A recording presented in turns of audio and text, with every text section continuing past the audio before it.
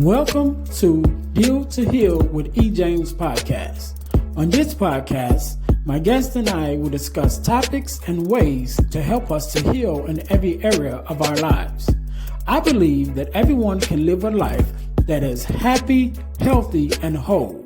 So I'm on a mission to help people to deal, heal, and fulfill. Deal with your problem, heal from the pain, and fulfill your purpose. Thanks for tuning in. Let's get to it. Hey guys, before we jump back into the podcast, I want to say thank you for listening. But I noticed that you haven't subscribed to our YouTube channel yet. Go to Deal to Heal Podcasting Network on YouTube or just scan the QR code in the corner where you'll be able to find multiple podcasts that we have with over 300 episodes that's uploaded right now for your enjoyment. So do that really quickly. Now, get back to the podcast. All right. Welcome to the Deal to Heal with E. James podcast. I am your host, Earnest James, and I believe that everyone can and should live a life that is whole, healed, and healthy. Therefore, I'm on a mission to help us to deal, heal, and fulfill, to deal with your problems, to heal from the pain, and to fulfill your purpose. Thank you guys once again for tuning in to the Deal to Heal with E. James podcast. Make sure that you guys subscribe to our new YouTube channel, which is the Deal to Heal Podcasting Network on YouTube, where you can find the Girl Dad Discussions podcast. You also find the Deal to Heal with E. James podcast and a couple other podcasts that we have. So make sure you guys are going there and checking us out. But today, just like any other day, we are blessed with a guest. Miss Jessica, how are you feeling?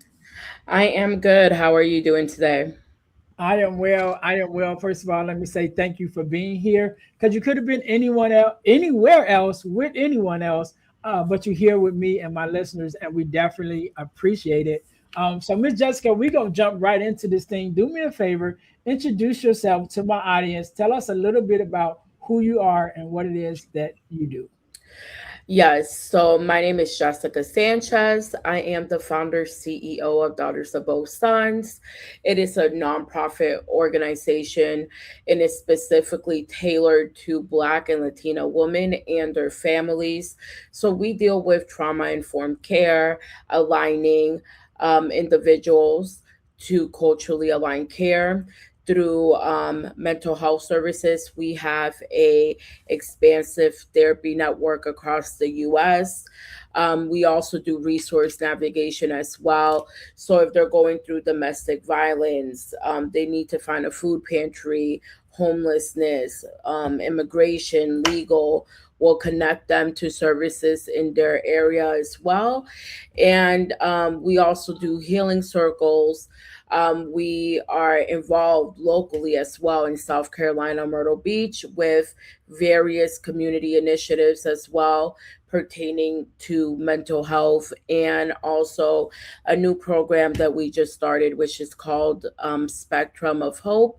And that specifically is to help individuals in the Black and Latino communities and families navigate.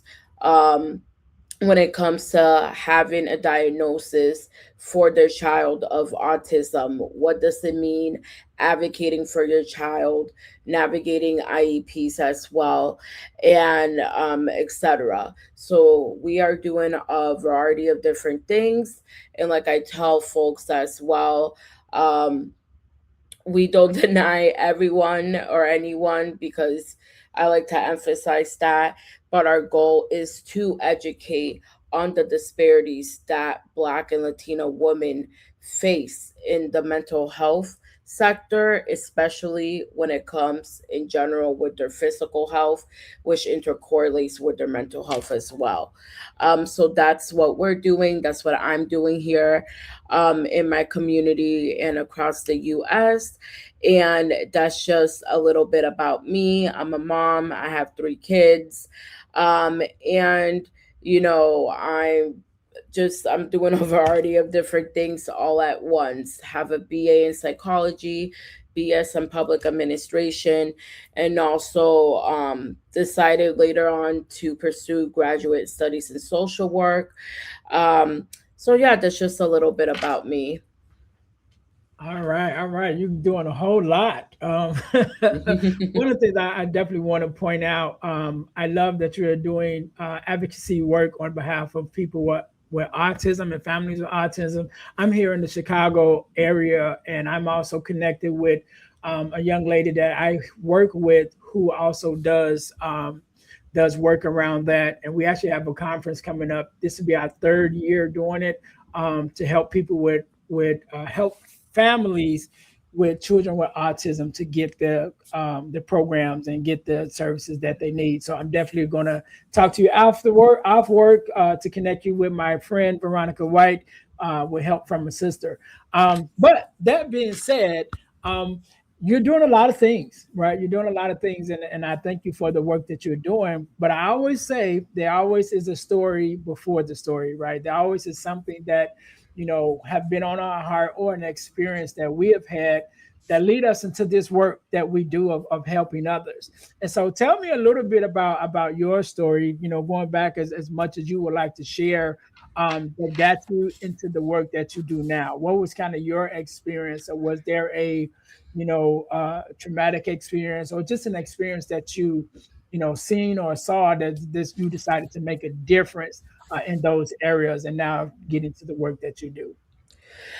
So yes, I mean, personally from lived experience, I've gone through myself a variety of different traumatic experience, from, and I'll be completely transparent, from being married 4 times, right? Being in a marriage where I was being abused and going through domestic violence and almost losing my life, to getting also married for the first time at 17 years old and becoming a Mhm. military spouse.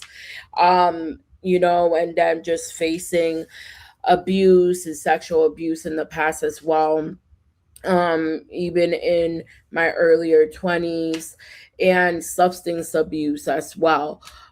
So I've navigated through a lot of hardships myself in the past, which led me to this point to where I wanted to help others, because it took a lot of work for me to dissect the trauma, to dissect my actions, also to realize that I was trying to fill a void, right? Mhm. And jumping from relationship to relationship until, thankfully now, right? I'm settled. I've been married. I've been with my husband for over 10 years now. But these are situations, right, that even go back as far as childhood, right? So we don't even understand developmentally how even childhood trauma can impact you even all the way up to your adulthood and actually shape the choices and decisions that you make. So, based on that and just my lived experience overall and things that I've gone through in the past, and dealing through systems that are not they weren't made for, and I'll be completely transparent, for us people of color, because if we do not Mhm. advocate for ourselves, no one will advocate for us. I'm 100% a believer of that, and I face that in the system when it comes to healthcare, in the healthcare system, where I've various times had to advocate for myself, or being told, for example, that I was exaggerating, or of ear infection. It was just an ear infection. Having a Latino doctor do an MRI, I had a mastoid bone infection and almost went to my brain. They told me if you would have waited 2 more days, you would have been dead. So it's just these things and experiences, and even through mental health, because we're big, and I'm big myself, on culturally aligned care. I think Mhm. having a therapist and a care provider that has a similar worldview or knows the experiences that has shaped you is better to advocate for you, and it's also able to better understand you. And it's not that we're excluding anyone, but I think that education is key to this work when it comes to culturally aligned care, because folks need to understand where it is that we're lacking in terms of empathy, right? And I've dealt through this with Caucasian therapist that called me the B word, right? That I was acting like a B, and that was a mental health counselor. And that took me aback as well. And these are things that you would think, right? Folks that come into fields like mental health, even social work, and their professional counselors, you would think people are doing this for the right reasons. But as you dive into more of this work, you notice that many of these organizations, bigger practices, they're really not in it for exactly the right reasons. And it's sad to say, but that's just a reality. Yeah. So we need to be able to advocate for ourselves. And because I went through it, I just want to make those pathways for people to be able to access care overall. Yeah, and I like that you pointed that out because there is a discrepancy um, in sometimes the way that we are treated or even believed when it comes to our medical conditions, right?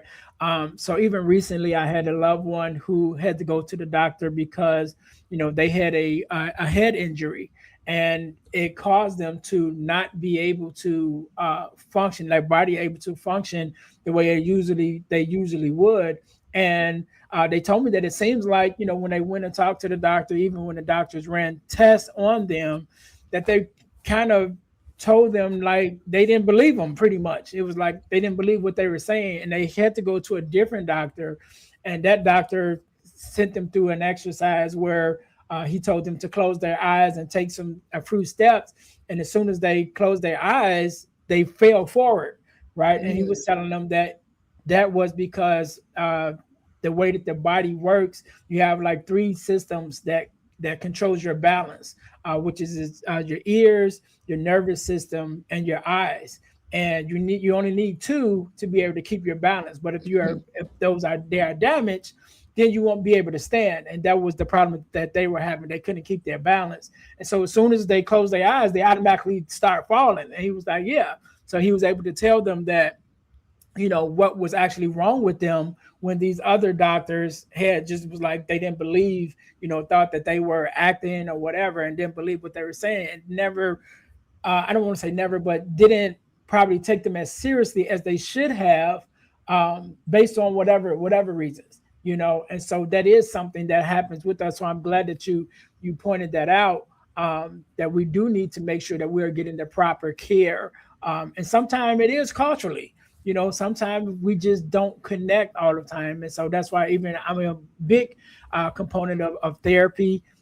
Sometimes you might have to find a therapist that looks like that comes from where you come from, in order just to be able to have that connection that you need to be able to express yourself, and not just you expressing yourself, but for it to be actually heard through a lens that understands your reality. Yeah. And sometimes that's just what it is. I want to go back to something else you said, and with from the woman's aspect of just trying to navigate in this world that the systems wasn't necessarily set up for them, right? And then knowing being here in America and knowing our history of this country, not just women but minorities in general, this system wasn't necessarily set up for us. So there's definitely been a lot of uh, movement, a lot of things that have happened that may have made things better. But if the foundation is cracked, every now and then that crack is going to show up. So let's dive a little bit more, if you can, in that aspect of what are some of those systems and some of those changes that you've been able to make, or you've been able to navigate women through when dealing with this system that again wasn't necessarily set up for them. So, yes. So, one thing that I've seen and we've seen here is that there are various individuals that need resources, but they don't Mhm. know where to find the resources. And I've been in community panels where this is a thing, where you'll see folks from underserved communities or minorities, right? Because there's other bigger nonprofits that like to collect the data. And one thing that I've noticed is when these folks come into rooms, they don't know where to ask for help. One, two, we're living in a system where oppressed in terms of, especially, for those that are migrants or immigrants here. They're scared right now because of Mhm. everything that we have going on in our society. So they're scared to reach out. And then one of the things that I love to emphasize is I don't believe in broken people. I believe in broken systems. So the systems were not designed for us. And when I say that, I truly mean it, because we see various disparities, especially when we're talking about Black women and maternal health. The mortality rates are extremely high, right? And Mhm. because, like you said, right, sometimes we're not taking serious when we're having certain conditions, right, and things of that sort. And I have women that have come to me and they've told me, hey, um straight up, if my doctor's not Black, I don't feel comfortable going to a physician. And they've told me that because of their experiences of not being taken seriously, right? Yeah. So I think that in itself, and some folks can get offended, right?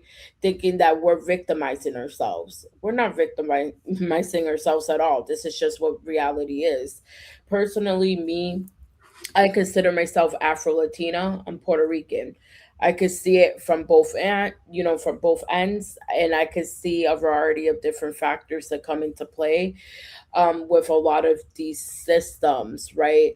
So when you build a system where folks are literally, right, because we're in a capitalistic society, Mhm. we're built on these healthcare systems that deal with premiums, co-pays, right, which is now even making it more inaccessible for people to get even their health care because of subsidies that were cut, right? And Mhm. people being very limited. They're trying to survive, yet most people can't even afford the health insurance. And then they can't even get onto programs like Medicaid because they're just above the threshold and they're literally living paycheck to paycheck. So these are things that we have to ask ourselves, okay, where where and how were these systems founded? Because even if you go back to the history of even social work, even back, right, to decades ago, even when it came to the indigenous community, social workers at that time had a hand in those communities downfalls per se. Mhm. And historically we know that, right? When in social work now, right, we're being taught that we have to advocate showing equity, being into social justice as well, and making everything equitable and fair for folks, while at the same time we're seeing right from the history of this nation how even systems that were quote unquote place to help people force folks to assimilate into a culture in society as well that was not for them, that they weren't accustomed to. And that trickles down a downfall of a variety of different things to happen from decade to decade to decade, right? So this is why advocacy work is so important. Yes, we have to advocate for ourselves because no one else will. And I will tell you, we've made it a long way from where we were even a decade Mhm. ago when it even comes to mental health to where we are now, but we still have a long ways to go. But it's Yeah. going to take each and every one of us to hold ourselves accountable and also to humble ourselves. And I mean this for all races, not even Blacks, Latinos, even the white culture, the Asian culture, right? Because we all have biases and we're all prone to being biased, all of us, but we have to check ourselves when we have those biases. So we have to really look at where historically have we've gone into having a hand into our own downfalls in a sense, right? So this is what we're seeing. This is what we see overall in our communities. And I think because of the mistrust in the systems, this is why it makes it harder for folks to want to reach out to get the support and help. Yeah, yeah, and I think that's very important because I do believe that we have to come together and the work that we do when advocating for not just for us but also advocating for others. I have a friend that recently who is an immigrant, not an immigrant, who is well, I guess you would be an immigrant, but she's here in the states. And right now, with the way that things are going, like she's just afraid, and she's here legally. You know what I mean? Like she went through all the right channels and everything to get here, but it's still scary for her because she's like, I don't know what to expect. Like even when I walk, she walks out of her house, she's like, I don't even know how to interact with the people that I'm coming in into contact with because there have been people who have said things to her, to make her feel uncomfortable. And she even gave me an example of, one situation. It was a black person that was talking that said some things to her, like go back where you're from or whatever. Like you're black too. Like you didn't even come from here, you know. So so it takes all of us to advocate for one another. And I did a podcast not too long ago. I had a guest on, and I can't remember her name. Please forgive me. But we were talking about this because she's Hispanic as well, and we were talking about the whole thing with the immigrants that's going on. And one of the things that we talked about again is being able to advocate for one another. Because if you look at the history of this country, right, and not to bash America, I love America. We just got a lot of work that we still need to do, Hmm. right? But if you look at the history of this country, almost everybody has had their chance. You know what I mean? It's like they've picked some group of people at every stage of our Yeah. country, and that was the person. If you start with the very beginning, you mentioned about the indigenous communities that was here when they got here, and how it was like, all right, when they decided to, that they wanted more land, they pushed them farther inward, and then you got the Trail of Tears, right? With what we learned in social studies growing up. And then even with like you said, the social workers being a part of it, but gifting them the blankets that had smallpox and then killing out half of the community. Like all of those things happened. The Chinese community that came in to help build the railroad system. And once the railroad system was done, then they pushed them out. Like this country has always had its people that it has targeted throughout the years. And I always say to my, Caucasian brothers and sisters, like it's only a matter of time before it gets around to you. You know what Mm. I mean? And then it won't be necessarily racism anymore. Then it'll be classism. Where do you fall out? Are you in the upper class, middle class, lower class? And the Hmm. middle class, they're trying to kill out so bad, you know what I mean? So they're only going to be the rich and the poor, and so I think it's important for us to make sure that we are all advocating for one another because it may be me today, but it may be you tomorrow. That now your community, your nationality, your loved ones are now the targeted people that has been targeted by whatever the powers that be, whoever that is.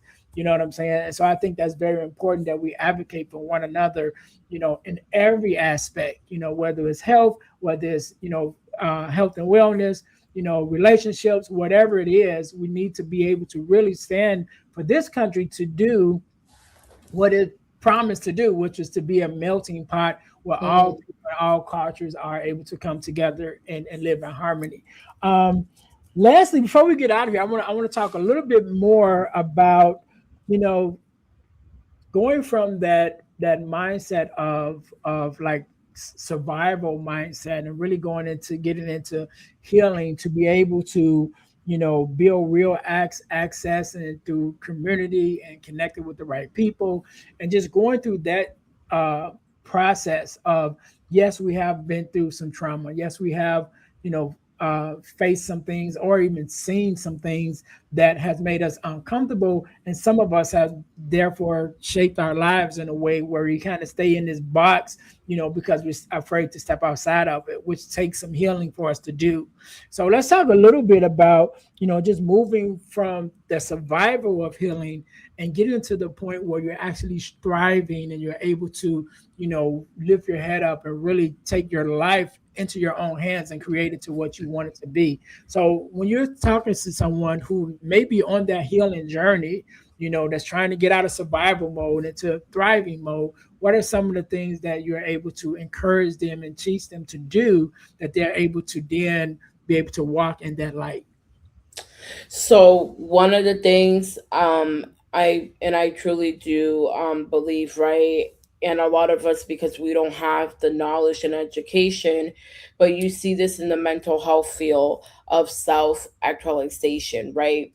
So for many people, right, fulfillment could come from different and a variety of various things, from family, from Mhm. their faith community, also for their work, right? Some people feel fulfilled when it comes to who they feel as excuse me, who they feel as someone that's been accomplished through the work that they do. There's also people that might feel accomplished when they reach a spiritual height, right, in their faith, and that becomes their identity. And then there's people as well, their family, right, being a parent, being always family oriented, that becomes their identity. So we all find an identity that we most interrelate with, and then Mhm. we reach self actualization. And reaching self actualization, it goes from, okay, what am I pouring into other people versus to what am I doing to pour into myself. And I think we focus so much of our time pouring into others. Even Mhm. as parents, right? We love our children, but we focus or hyper focus on our children, or we'll hyper focus on work, or we'll hyper focus on religion. Okay, that's all good. It's good to have a balance. But what are you doing to fulfill the needs that you need and have as a person? Because we all have needs, right? We all have wants as well. But when we start pouring into ourselves versus pouring into other things, situations, people, then the narrative starts to change. Because at this point, we need to find out within our core who we are as an individual, what fulfills me. And it could be different for everyone, right? But the thing is, we also live in a society where we're always on the go, go, go, go, go. And there's not enough time to take for us to rest, to think, to be a respite, and actually think about the things that make us happy. And I know this Mhm. is very touche, and people say this all the time, but what makes you you? What makes you fulfilled, right? And if you haven't gotten to that fulfillment stage yet, then what are the things that you can do to start getting there, right? Whether that's being more involved, right, within your faith community, whether that's working more on your mental health, which is important as well, or being more involved with your family and balancing work life, and things of that sort, or even in your career, steps that you haven't taken that you wanted to take, and you've prolonged and you've also procrastinated on. But these are the things that we have to think about. So for me, right, especially when it came to trauma, right? It got to a point where instead of me hyper focusing on all of the wrong things that were happening in my life, I started focusing on all of the good things that were happening, but beyond even the good things, the things that I wanted to Mhm. happen, right? The things that I wanted for to wanted to manifest and wanted to accomplish in my life. And when I started pouring all of that energy towards myself and what I envisioned, which I remember when I started on this journey, a vision board, and I've actually accomplished, now looking back, even more than what I put on that board, right? On that journal, and continue, right, to do so. But when you start pouring into yourself, it makes a world of a difference with how you navigate life, relationships, situations, and everything in between, right? Mhm. Because when we focus and put so much energy on the negative, or in situations, or in relationships, or in people, right, we tend to lose ourselves.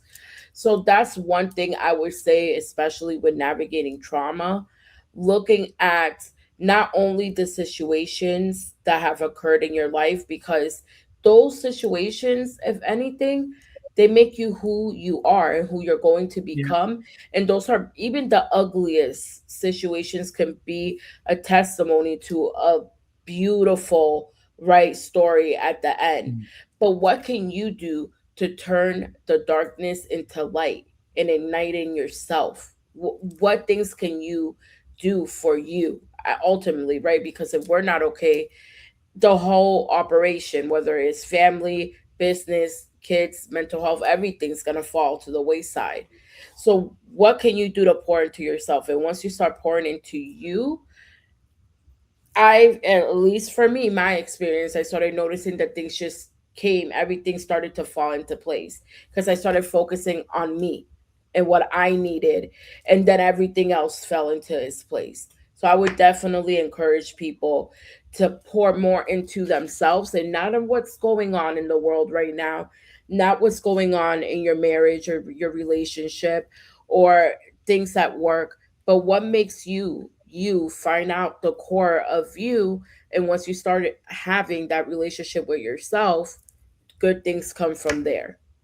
Yeah, yeah, and I agree 100%. Definitely on this journey that I've been in the last couple of years, like personal development, which is what you are describing, has been so vital. Like when you really take time to figure out who you are, your desires, your likes, the things you don't like, really find out your inner core of who you are as a person. It definitely changes your life. And then also, I wanted to say, first of all, congratulations on the things that was on your vision board that you were able to bring to life. I definitely would encourage anybody to do vision boards. I did my first vision board maybe about 3 years ago, and I've been doing them ever since then, but I always go back to that very first one. And I had maybe like 12 specific things on there that I wanted to do.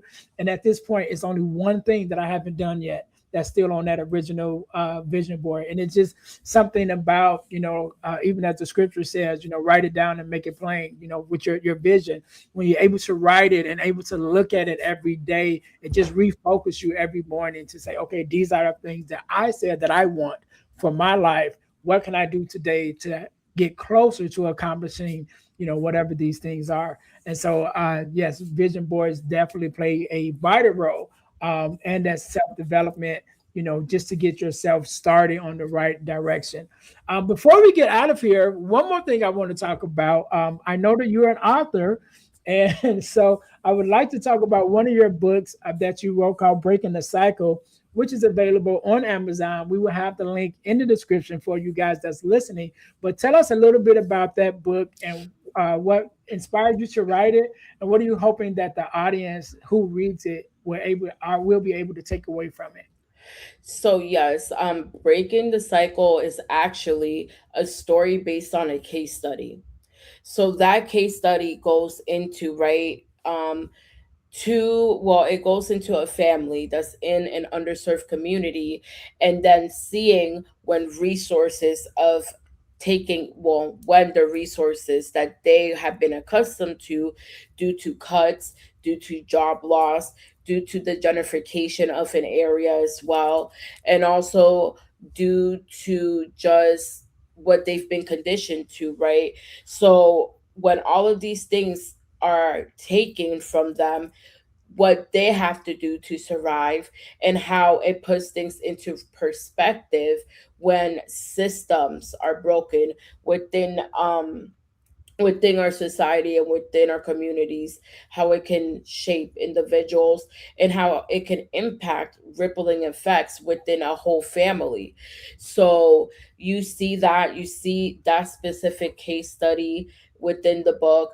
And for example, how the sister of one of the main characters, which she's a single mother, ends up losing, right, having to work and losing hours, and also how her child, right, was within, involved within community programs, and these programs were cut. So it goes into having a perspective on what especially the main character, what one can do to start breaking the cycle of these intergenerational, I don't want to use the word for this, curses, but conditioning Mhm. of systems, and being reliant also on these systems. But beyond that, once we do, because we've been conditioned in some communities to be reliant on systems, then what can we do to better these systems overall, and what can we do as a community to better have, well, I would say, widen our approach on how we're dealing with these systems, and then the barriers to even access some of these systems, and how that can affect everyone within a family, and how it has rippling effects. So that's that book there. And I also published one as well, that's called it's Democracy Unveiled, and that's Mhm. dissecting the shadows of misinformation. For Mhm. me, what we went through in the last election cycle was a big eye opener, especially because so many people were conditioned to think in a specific way. And there was so much information that everyone got oversaturated on Mhm. algorithms, and they weren't even vetting the information for themselves to Yeah. see what was real, what was factual, what wasn't. So in that book, I break that down, right? How all of the misinformation, as we're seeing now as well, the consequences of not using critical thinking and being able to make informed decisions based on actual information that we're vetting through verifiable Yeah. resources, versus putting the logic and the emotional perspective based on what we're told, right? Yeah. So, and how we're, how we've also been conditioned as a society in this last decade, and that's my opinion, to just believe what we hear and not do the fact checking or use our critical thinking skills, right? So Yeah. we all have the autonomy, the agency to do so, but we have to acknowledge as well, and that was over a year ago that that book was written. But just thinking about where we've gone through now, I think that we have to acknowledge what got us to where we are now, and how can we repair all of the broken systems, because this is going to take years of Yeah. all the work that was done, literally was has been broken down, especially the last year to two, for real, just everything dismantled. So we have to see as a society how we can better come together and realize that our neighbor is not our enemy just because they're different, right? Mhm. If anything, that makes America what it should be, a melting pot, because we all have something to add and contribute to this country. So Yep. instead of looking at our neighbor as our enemy or our competition, how can we see them in a way that, hey, they're contributing to society and we're all benefiting each other? Because I think in general we're forgetting that we're voting, and especially the last few years in America, I see that we vote based on the I, what I want, what I need. But I think we need to get out of that I mindset and get into the Mhm. mindset of ours. What is Mhm. going to make our society function better? Well, we all have our rights protected as a Right. whole, and start voting for each other and for our whole society, than voting on the I, and the me. So, and the entitlement, because a lot of Americans, we are entitled. Sorry to say, but I Yeah. have to be 100% honest, and we have to be Yeah. unconditioned from that entitlement that we feel and that we have, right?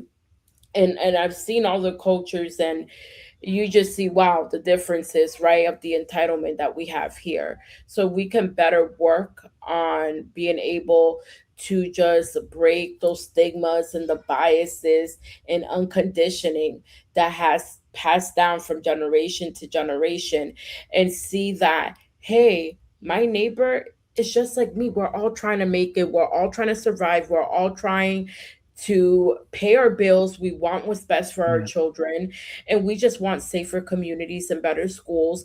I mean, these are things that we can primarily, foundationally, all agree on. So we can Yeah. get to more on what we can agree on versus what separates us. I think we can really turn things around overall.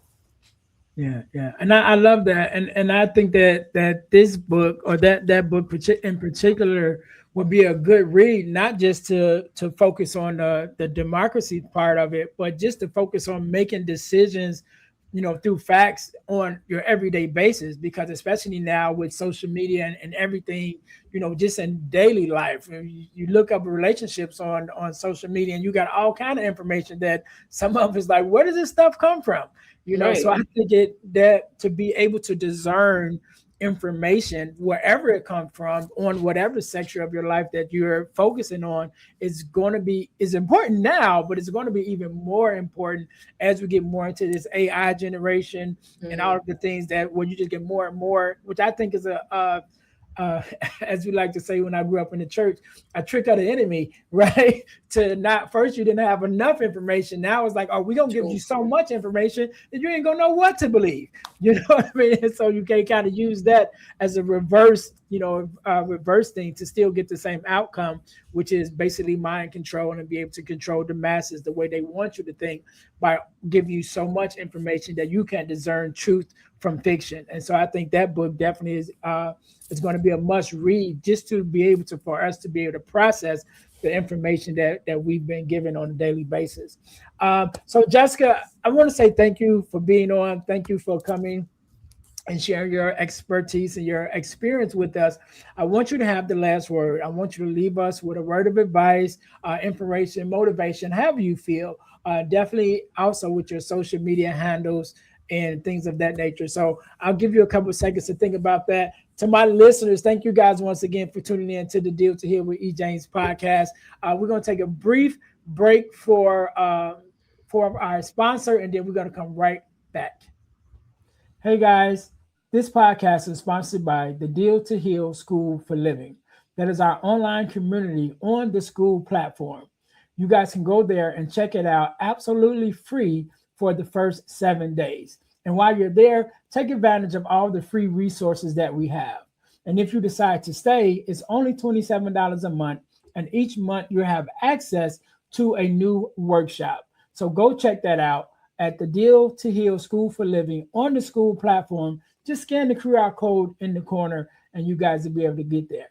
All right. We'll see you soon. All right. All right. Again, Miss Jessica, I want to say thank you so very much for being on, for being my guest. I want you to have the last word. So the floor is yours.